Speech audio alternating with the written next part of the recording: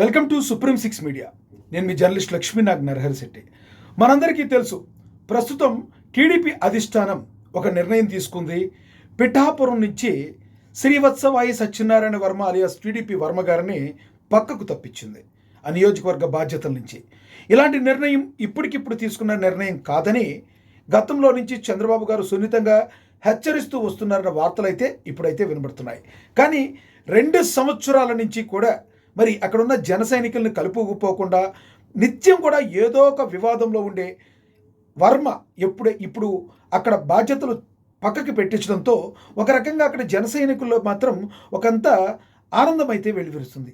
దరిద్రం పోయింది, పీడా పోయింది అనేవాళ్ళు కూడా లేకపోలేదు.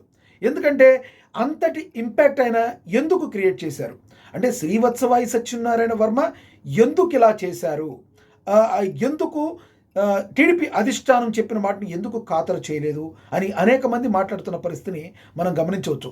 సాక్షాత్తు అక్కడ పవన్ కళ్యాణ్ గారు ప్రాతినిధ్యం వహిస్తున్నారు. అలాంటి దానిలో ఎలా ఉండాలి? అనునిత్యం ఏదో ఒక రగడ. దీనిగల కారణం ఏంటి? ఇక్కడి నుంచి అయినా టీడీపీలోని కొంతమంది సెట్ అవుతారా? కింది స్థాయిలో జనసేన అదేవిధంగా బీజేపీ ముగ్గురు కలిసి వెళ్ళాలి, పొత్తు ఇలా విఘాతం కలగకుండా ఉండాలి. జగన్మోహన్ రెడ్డి గారు ఏదైతే అనుకున్నారో జరగకూడదంటే మరి ఇదే విధంగా వెళ్ళాలని చెప్తున్న పవన్ కళ్యాణ్ గారు, చంద్రబాబు గారు, లోకేష్ గారు ఏదైతే మాట్లాడుతున్నారో మరి వెళ్ళే విధంగా ఉండాలి, ముందుకు సాగే విధంగా ఉండాలంటే ఇలాంటి కఠిన నిర్ణయాలు తీసుకోక తప్పదని చంద్రబాబు ఒక హెచ్చరిక జారీ చేశారా? ఒకసారి మనం మాట్లాడదాం. ఒకసారి టీడీపీ అధికార ప్రతినిధి ఉన్నారు, విజయశేఖర్ రెడ్డి గారితో మాట్లాడదాం. ఒకసారి అసలు ఎందుకు ఈ నిర్ణయం తీసుకుంది అధిష్టానం, మరి వాళ్ళు ఈ నిర్ణయం తీసుకుంటాక గల ప్రధాన కారణం ఇప్పుడే అనుకున్నారా, లేదంటే గతంలో ఏదన్నా నుంచి ఇది అనుకున్నారా? ఒకసారి టీడీపీ అధికార ప్రతినిధి విజయశేఖర్ రెడ్డి గారితో మాట్లాడదాం. విజయశేఖర్ రెడ్డి గారు నమస్తే అండి. విజయశేఖర్ రెడ్డి గారు చెప్పండి, ప్రస్తుతం పిఠాపురం నుంచి వర్మ గారిని పక్కకు జరిపింది టీడీపీ అధిష్టానం, పార్టీ కార్యక్రమాలకి అక్కడి నుంచి ఆయన పక్కకు జరిపింది. ప్రధాన కారణం ఏం చెప్తారు మీరు? సరే, ఎక్కడైనా ఏ కాన్స్టిట్యున్సీలో అయినా మాకు గాని మా సంకీర్ణ ప్రభుత్వంలోని అటు కూటమిలోని ఇతర పార్టీలకు ఎక్కడైనా పొరపచ్చాలున్నా, ఎక్కడైనా భేదాభిప్రాయాలున్నా, అట్లాగే మా పార్టీలో ఏ కాన్స్టిట్యున్సీలో అయినా ఇన్ఛార్జి కానీ వేరే నాయకులకు మధ్య విభేదాలున్నా అక్కడ దాన్ని సరిచేయడం అనేది మా పార్టీ జాతీయ అధ్యక్షులు నారా చంద్రబాబు నాయుడు గారి ప్రయత్నం అయితే ఖచ్చితంగా చేస్తారు. ఆ ప్రయత్నంలో భాగంగానే ఈ రోజు మాకు జనసేన పార్టీకి సంబంధించి అక్కడ ఆయన జనసేన నేత అదే జనసేన అధ్యక్షులు అట్లాగే డిప్యూటీ ముఖ్యమంత్రి వర్యులు పవన్ కళ్యాణ్ గారు ఆయన స్వయంగా అక్కడ నేతృత్వం వహిస్తున్న పరిస్థితుల్లో అక్కడ ఈ రకమైన పొరపచ్చాలు ఇట్లాంటి కొన్ని సమస్యలు అట్లాగే ఈ సమన్వయ లోపం ఉండడం వల్ల ఇది వేరే కాన్స్టిట్యున్సీలో కూడా కొంత ఇబ్బంది కలిగించే వాతావరణాన్ని క్రియేట్ చేస్తుండడం వల్ల అట్లాగే వైసీపీ వారికి ఒక అవసరం లేని విషయం ఇది. అంటే వైసీపీ వారికి ఏమాత్రము ఒక చిన్న ఇష్యూని తీసుకొని వాళ్ళు ఈ రోజు ప్రభుత్వం మీద దుమ్మితి పోయడం కావచ్చు, పార్టీల మధ్య సమన్వయాన్ని దుమ్మితి పోయడం కావచ్చు, లేదంటే ఒక రకంగా ఇబ్బంది పెడుతున్న ధోరణి, ఇట్లాంటి వాటికి ఆస్కారం ఇవ్వాల్సిన అవసరం లేదు. కాబట్టి కొంత ఇట్లాంటి సమస్యలని ఈ సమన్వయ లోపాలని ఖచ్చితంగా దీన్ని ఒక కరెక్ట్ చేసి ముందుకెళ్లాల్సిన అవసరం పార్టీకి ఎంతైనా ఉంది. కాబట్టి ఈ రోజు వర్మ గారి ప్లేస్ ఒక కమిటీని పెట్టి, ఒక సమన్వయ కమిటీని పెట్టి ఆ సమన్వయ కమిటీతో అక్కడున్న జనసేన నాయకులతో సమన్వయపరిచి ముందు రాబోయే రోజులు అంటే ఇక్కడ శేఖర్ రెడ్డి గారు ఇంకొకటి, ఈ రోజు చంద్రబాబు గారు ఈ నిర్ణయం తీసుకుంది కాదు. గతంలో చాలాసార్లు పిఠాపురం వర్మ గారిని హెచ్చరించారు, మీరు అందరినీ కలుపుకుని పోవాలి అని హెచ్చరించారు. ఇప్పటికిప్పుడు తీసుకున్న నిర్ణయం కాదని బయట వార్తలు వస్తున్నాయి. వాస్తవం ఉందంటారా? అది వాస్తవం అండి. ఇది ఈ రోజు తీసుకున్న నిర్ణయం అయితే కాదు. ఎందుకంటే ఇప్పుడు వర్మ గారికి కావచ్చు, అట్లాగే అక్కడ ఉన్న జనసేన నేతలకు కావచ్చు, గత 1.5 year కూడా కొంత పొరపచ్చాలు ఉన్నాయి, రకరకాలుగా మాడుకుంటున్నారు. అక్కడ వాళ్ళు మాడుకోవడమే కాకుండా వీళ్ళు పత్రికలకు ఎక్కడము, అట్లాగే టీవీలకు ఎక్కడము, పార్టీ పరువుని బజారు పడేయడం కావచ్చు, అట్లాగే ఎట్లా అయితే మనకి సమన్వయం అయితే ఉందో పై స్థాయిలో జనసేనకు బీజేపీకి అట్లాగే టీడీపీ మధ్యలో ఆ సమన్వయాన్ని వీళ్ళు కొంత కించపరుస్తూ ప్రయత్నం చేయడము, అక్కడ టీవీలకు ఎక్కి వాళ్ళ ఇష్టారాజ్యంగా మాట్లాడడం కావచ్చు, ఇట్లాంటి కొంతకాలం మనం చూసాం. కానీ ప్రతిదానికి ఒక ఓపిక ఉంటుంది. నాకు తెలిసినంత వరకు చంద్రబాబు నాయుడు గారు అట్లాగే లోకేష్ గారు వర్మ గారిని పిలిపించి చాలా సార్లు మాట్లాడారు.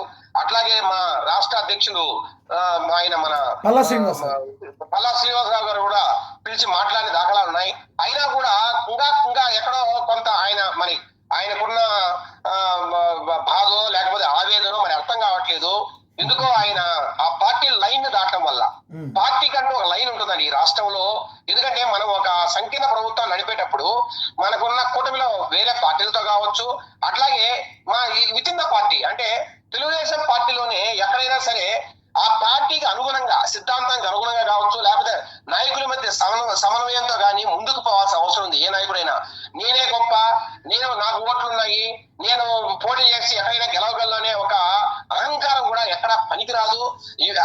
కాబట్టి మీ ద్వారా ఈ రాష్ట్రంలోని తెలుగుదేశం నాయకులకు అందరికి కూడా నేను ఒకటే మనవి చేస్తున్నా, పార్టీ లైన్ దాటడం కరెక్ట్ కాదు. పార్టీకి చెడ్డ పేరు తేవడం కావచ్చు. ఒక్కటి చెప్పండి శేఖర్ రెడ్డి గారు, ఇప్పుడు శేఖర్ రెడ్డి గారు ఒక్క మాట, ఇది కరెక్ట్ కాదు. శేఖర్ రెడ్డి గారు, పార్టీకి గొప్ప పేరు తేవాలా, మంచి పేరు తేవాలా, తద్వారా రాష్ట్రంలో మంచి జరగాలని నేను తెలియపరుస్తున్నా. అది కాదు శేఖర్ రెడ్డి గారు, ఒకటి గతం నుంచి పోల్చుకున్నా కూడా మిగతా ఇప్పుడు తీసుకున్న టీడీపీ ఏదైతే నిర్ణయం ద్వారా, ఎందుకంటే 21 సీట్లు జనసేన పోటీ చేస్తుంది, 20 సీట్లలో ఏ ప్రాబ్లమ్స్ ఉన్నా చిన్న చితక నెమ్మదిగా బయటకు వస్తాయి. కానీ ఏదైతే పవన్ కళ్యాణ్ గారు ప్రాతినిధ్యం వహిస్తున్నారో అక్కడ ఇలాంటివి జరిగినప్పుడు అది ఆ ఇంపాక్ట్ కొంచెం బలంగా చూపిస్తుంది. ఇప్పుడు వర్మ గారిని ఇక్కడి నుంచి తప్పించడం ద్వారా టీడీపీ జనసేన యొక్క స్నేహం అనేది ఇంకొంచెం బలంగా కింది కేడర్లో ఏర్పడుతుందంటారా? ఖచ్చితంగా. ఏమండి, తెలుగుదేశం పార్టీ జనసేనకు ఉన్న బంధము చాలా దృఢమైనది, చాలా గట్టిది. ఈ విషయం ఎన్నోసార్లు మన నారా చంద్రబాబు నాయుడు గారు కానీ, లోకేష్ గారు కానీ ఆయన వాళ్ళ మాటల్లో కావచ్చు, లేదంటే చేతల్లో కావచ్చు, వాళ్ళు నిరూపించారు కూడా. జనసేన అధినేత పవన్ కళ్యాణ్ గారితో మాకున్న స్నేహపూర్వ వాతావరణం కావచ్చు. ఈరోజు చంద్రబాబు నాయుడు గారు లోకేష్ గారిని ఎంత అభిమానంగా చూస్తారో అట్లాగే జనసేన అధినేత పవన్ కళ్యాణ్ గారిని కూడా ఒక సొంత బిడ్డలాగా కావచ్చు, లేదంటే ఒక మంచి నాయకుడిగా ఆయన మీద ఎంతో ప్రేమతో ఆప్యాయత వ్యవహరిస్తున్నారు. అలాంటి సౌహృదమైన వాతావరణంలో ఈ రోజు మన పార్టీలు ముందుకు పోతున్న నేపథ్యంలో ఈ చిన్న పొరపచ్చాలు కావచ్చు, ఇక్కడే కాదండి 21 కాన్స్టిట్యున్సీలోనే కాదు, ఎక్కడైతే జనసేన బలంగా ఉందో ఎక్కడైతే పోటీ చేసి గెలిచారో అక్కడే కాదు, ఈ రాష్ట్రంలో జనసేన పార్టీతో కావచ్చు, బీజేపీతో కావచ్చు, ఎక్కడ ప్రాబ్లం ఉన్నా కూడా దాన్ని సరిదిద్దే విధంగా చర్యలు అయితే గట్టిగా ఉంటాయి. ఇక్కడ ఇంకొకటి కూడా చాలా బలంగా వినబడుతుంది శేఖర్ రెడ్డి గారు, స్నేహానికి కావచ్చు, ధర్మానికి కావచ్చు, ఎక్కడ విఘాతం కలిగినా ఒప్పుకునే ప్రశ్నే ఉండదు. శేఖర్ రెడ్డి గారు ఏదైతే తీసుకున్నారో, ఈ రోజు ఏదైతే ఆయన మన వర్మ గారి మీద తీసుకున్నారో ఇది ఇది పెద్ద చర్యలాగా భావించట్లా. ఆయన కూడా నచ్చ చెప్పారు. ఏమంటే రేపటి రోజు డీలిమిటేషన్ అవుతోంది, మనకి 89 కాన్స్టిట్యున్సీస్ పెరుగుతున్నాయి, వర్మ గారి కూడా ఇంకో ఛాన్స్ అయితే ఖచ్చితంగా వస్తుందని నా భావన. ఈ రోజు అక్కడ తూర్పుగోదావరి జిల్లాలో ఈ రోజు కాన్స్టిట్యున్సీ సంఖ్య కూడా పెరుగుతోంది. పెరిగినప్పుడు ఆయనకి ఇంకో కాన్స్టిట్యున్సీ అలొకేట్ చేయడానికి కూడా ఖచ్చితంగా ఛాన్స్ ఉంటుంది. ఈ లోపల ఆల్రెడీ ఆయన్ను పార్టీ జాతీయ ఉపాధ్యక్షుడు ఆయన నియమించారు. పార్టీలో ఎన్నో పనులు ఉన్నాయి. ఆయనకు కూడా ఒక మంచి అర్థవంతమైన రీసెంట్ గా కూడా శేఖర్ రెడ్డి గారు మీరు గుర్తు చేసినట్టుగా రీసెంట్ గా కూడా పార్టీ ఉపాధ్యక్ష పదవి ఇచ్చి కాకినాడ జిల్లా మొత్తం కూడా చూసుకోమని చెప్పినా కూడా వర్మ గారిలో మార్పు రాలేకపోవడానికి కారణం ఏంటంటారు? ఇంకొక మాట చాలా బలంగా వినబడుతుంది, వైసీపీ కనుసన్నల్లో వర్మ గారు ఉన్నారు అని ఒక బయట ఆరోపణ ఉంది, వాస్తవం ఉందంటారా? సార్, వైసీపీ వారి పరిస్థితి చాలా ఘోరంగా ఉంది రాష్ట్రంలో. కనీసం ప్రతిపక్ష హోదా కూడా లేని పరిస్థితి. వాళ్ళకున్న 11 సీట్లు, ఎంతసేపు వాళ్ళు 40% మాకు ఓట్లు వచ్చాయని డబ్బా కొట్టుకోవడం తప్పితే కనీసం ప్రతిపక్ష హోదా లేని పరిస్థితి. అసలు వాళ్ళ పార్టీకి ఈ రాష్ట్రంలో అసలు ఒక స్థానం అంటూ ఉంటుందా? ఫ్యూచర్ లో వాళ్ళ పరిస్థితి ఏంది? వచ్చే ఎలక్షన్స్ లో వాళ్ళ సత్తా ఏంది? నిజంగా ప్రజలు వాళ్ళ ఓట్లు వేయడానికి రెడీగా ఉన్నారు కదా? ఇవన్నీ క్వశ్చన్ చాలా ఉన్నాయి. వైసీపీ ఇంకోటి అడుగుతుంది, పొరుగున ఉన్న శేఖర్ రెడ్డి గారు కూటమిని తట్టుకోగలడా? కాదు సార్, ఈ కూటమి ఇలాగే కొనసాగితే జగన్ రెడ్డి పరిస్థితి ఏంది? అది తట్టుకొని నిలబడగలడా? మీరు 40% రేపొద్దున 20% అయితే పరిస్థితి ఏందనేది అందరిలోనూ ఉంది ఆ డౌట్. కాదు సార్, ఒక ఏదైతే ఉందో వర్మ గారు వైసీపీ కన్సర్న్లలో నడుస్తున్నారు లేదో పక్కన పెడితే పొరుగు రాష్ట్రంలో ఉన్న తమిళనాడు విజయ్ గారు గెలిచిన తర్వాత ఇటు పవన్ కళ్యాణ్ గారి అభిమానులు రెచ్చగొడుతూ మరి సింగిల్గా పోటీ చేయమనవచ్చు. అదేవిధంగా టీడీపీని కూడా ఇంతవరకు మీరు సింగిల్గా గెలవలేదని రెచ్చగొడుతూ ఈ మొత్తాన్ని చూసి సినారియోని ఎలా అంటారు? చూసి కంక్లూడ్ చేయండి మీరు, చెప్పండి. ఇప్పుడు ఇంతకుముందు ఎన్నో సార్లు వైసీపీ నాయకులు కావచ్చు, వాళ్ళ కార్యకర్తలు కావచ్చు, సోషల్ మీడియా హ్యాండిల్స్ ద్వారా ఎన్నో సార్లు మా అధినేత చంద్రబాబు నాయుడు గారి మీద కావచ్చు, అట్లాగే మా యువనేత పవన్ కళ్యాణ్, మా నారా లోకేష్ గారి మీద కావచ్చు, అట్లాగే జనసేన అధినేత పవన్ కళ్యాణ్ మీద కావచ్చు, ఎన్నో సార్లు వాళ్ళు కామెంట్ చేశారండి. వాళ్ళు రెచ్చగొట్టే రెచ్చిపోయే పరిస్థితుల్లో మా నాయకులు అయితే లేదు. అట్లాగే ఒకవేళ నా అధినాయకులు దాన్ని సీరియస్ గా తీసుకోకపోతే అట్లీస్ట్ జన సైనికుల్లో కావచ్చు, లేదంటే వాళ్ళ కార్యకర్తలు కావచ్చు, రెచ్చగొట్టే విధానాన్ని వీళ్ళు ప్రయత్నం చేస్తున్నారు. కాకపోతే వైసీపీ వారి ఈ రెచ్చగొట్టే విధానాన్ని ఈ రోజు అందరూ తెలుసుకున్నారండి. ఈ రాష్ట్రంలోని కూటమిలోని వివిధ పార్టీలు ఏదైతే ఉన్నాయో వాళ్ళందరికీ కూడా తెలుసు ఖచ్చితంగా ఇది రెచ్చగొట్టే ధోరణే. ఈ రోజు ఎక్కడో విజయ్ అనే వ్యక్తి అక్కడున్న పరిస్థితులు వేరు, అక్కడున్న ఇబ్బందులు వేరు, ఈ రోజు ఇక్కడ జరుగుతున్న రాజకీయాలు వేరు. వీటిని రెండు ముడిపెట్టి చూడడం కరెక్ట్ కాదు. ఒక యాపిల్ కు ఆరెంజ్ కి ఎట్లా ముడిపెట్టి చూడకూడదు, అట్లా విజయ్ గారిని పవన్ కళ్యాణ్ గారితోనో లేకపోతే విజయ్ గారిని తెలుగుదేశం పార్టీతో పోల్చడమే కరెక్ట్ కాదు. చివరిగా చెప్పండి. విజయ్ గారు జగన్ గారు సారూప్యం ఉంది. ఆయన సింహంలాగా సింగల్ గా వెళ్ళాడు, ఈయన సింగల్ గా వెళ్ళాడు సింహంలాగా అని మాట్లాడారు. మరి ఈ రోజు అదే విజయ్ గారు కాంగ్రెస్ తో పొత్తు పెట్టుకున్నాడు. మీరు ఏ కాంగ్రెస్ అయితే మాకు దూరమో, ఏ కాంగ్రెస్ అయితే మమ్మల్ని 16 నెలలు జైల్లో పెట్టింది, ఈ కాంగ్రెస్ పార్టీ ఈ దేశంలో ఎక్కడ అధికారంలో ఉండకూడదని చెప్పిన మీరే ఈ రోజు విజయ్ గారు వెళ్ళి కాంగ్రెస్ తో పొత్తు పెట్టుకున్నారు. మరి ఒక నిజంగా మీ మీద ప్రేమ ఉంటే, మీ వల్ల మీరు చెప్తున్నారు కదా మా జగన్మోహన్ గారు ఫోటో వల్ల గెలిచారని, మరి నిజంగా అదే కరెక్ట్ అయితే మరి విజయ్ గారు కాంగ్రెస్ ఎందుకు పొత్తు పెట్టుకుంటారండి? ఇవన్నీ కూడా వీళ్ళు మాడే గాలి మాటలు. వీళ్ళు ఇళ్లలో కూర్చొని వీళ్ళ బుద్ధి పుట్టాడు వ్యాఖ్యానాలు చేయడము, సోషల్ మీడియా హ్యాండిల్స్ ద్వారా రకరకాలుగా విపరీతమైన ప్రచారం చేయడము, ఇదేం కొత్త కాదండి. ఈ రోజు చివరిగా చెప్పండి శేఖర్ రెడ్డి గారు, చివరిగా చెప్పండి. ఏదైతే పిఠాపురం ఇది అక్కడ సమస్య పోతే టోటల్గా ఉన్న మిగతా దగ్గర కూడా ఎక్కడైతే ఉన్న జనసేన నుంచి అంటే వాళ్ళ పార్టీ నుంచి తీసుకుంటారు, మీ టీడీపీ నుంచి కూడా ఇలాంటి సమస్య పోతాయని భావిస్తున్నారా? చివరిగా చెప్పండి సార్. ఖచ్చితంగా సార్, ఒక పిఠాపురమే కాదు 175 కాన్స్టిట్యున్సీలో ఎక్కడైనా సరే తెలుగుదేశం పార్టీ నాయకులు అట్లా కూటమిలో ఉన్న వేరే పార్టీ నాయకులతో అయినా సరే, లేదంటే మా పార్టీలోని అంతర్గత విషయాల్లో అయితే గానీ ఎక్కడైనా సరే పార్టీ లైన్ దాటితే ఖచ్చితంగా దాని మీద చర్యలు ఉంటాయి. ఎక్కడ ఉపేక్షించే ప్రశ్నే లేదు. ఎందుకంటే మనం ఒక క్రమశిక్ష కలిగిన పార్టీగా ఈ రోజు రాష్ట్రానికి మేలు చేసే విధంగా మనకు ముందుకెళ్లాలి గాని మనలో మనం ప్రపంచాలు పెట్టుకొని స్వార్థ రాజకీయాల కోసము ఒక వ్యక్తి పూజ అనేది ఎక్కడ ఉండదండి. ఇది ప్రజాస్వామ్యం. వ్యక్తి పూజలు తావులేదు.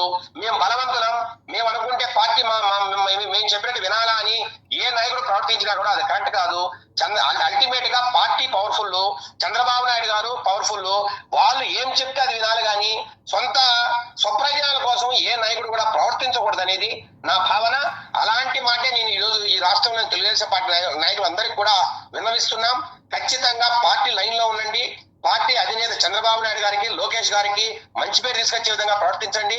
ఈ రాష్ట్రంలో కూటమి ప్రభుత్వం 10 కాలాల పాటు హ్యాపీగా పచ్చగా ఉండేటట్టు అందరూ కూడా ప్రవర్తించాలని మనం చేస్తున్నాం. థ్యాంక్ యూ సార్, మీ అభిప్రాయాన్ని తెలియజేసినందుకు ధన్యవాదాలు మేడా విజయశేఖర్ రెడ్డి గారు.